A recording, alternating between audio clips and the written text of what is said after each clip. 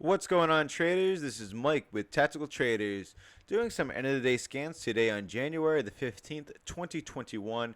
And right now, I am looking at ticker symbol Acrx on the daily chart over the past year of price history.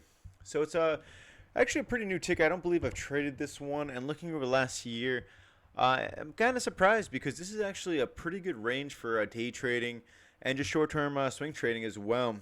But for the most part, the price has pretty much been not getting much of a traction. The 200 SMA here has been sloping down in a bearish kind of way. However, it's starting to curl up, and the 50 SMA is pretty much going flat, a little wiggle to it, but more or less just kind of flat.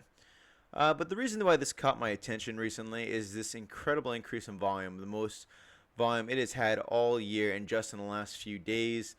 And as you can see, we had a nice bull pull form. The price got above that 50 SMA, the 200 SMA, and actually held its gains. It did pull back somewhat, but it pretty much has held its gains the entire way through the last couple of days, which is a great sign for the bulls.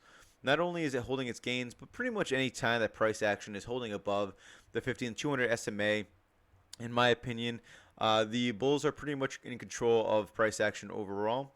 But we're going to be toning this down into a smaller time frame and hopefully trying to highlight a nice profitable trade plan that we can kind of follow into the near couple days or weeks.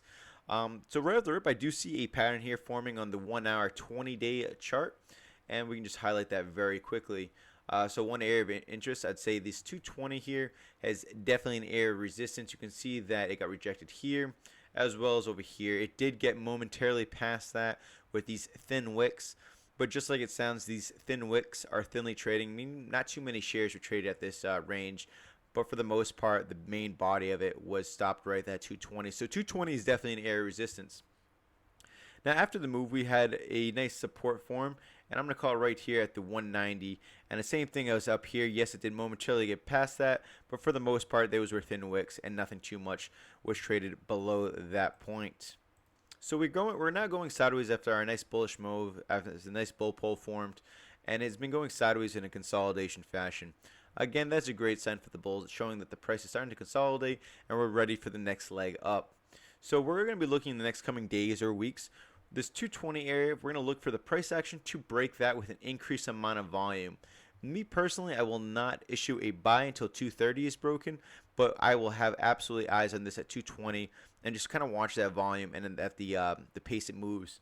Now that volume is going to be key on the breakout for a number of reasons. One being, you're going to want to see that there's a lot of strength behind it, a lot of bullish momentum, and a lot of eyes on the ticker. It's going to help us limit the odds of us getting trapped in a fake out breakout where the price breaks out above and then momentarily falls back right below resistance because there isn't enough volume to continue the price movement and momentum back up to the new highs. So looking at possible areas that we can be looking for profit taking, we can look back at the daily again, and it looks like on the yearly we are pretty much at the highs of the year. We could even go back to the 3-year chart, and this kind of gives us another little bit more of a view on things. So looking at this right now, it looks to me like the next area of resistance is definitely this 250 area right here.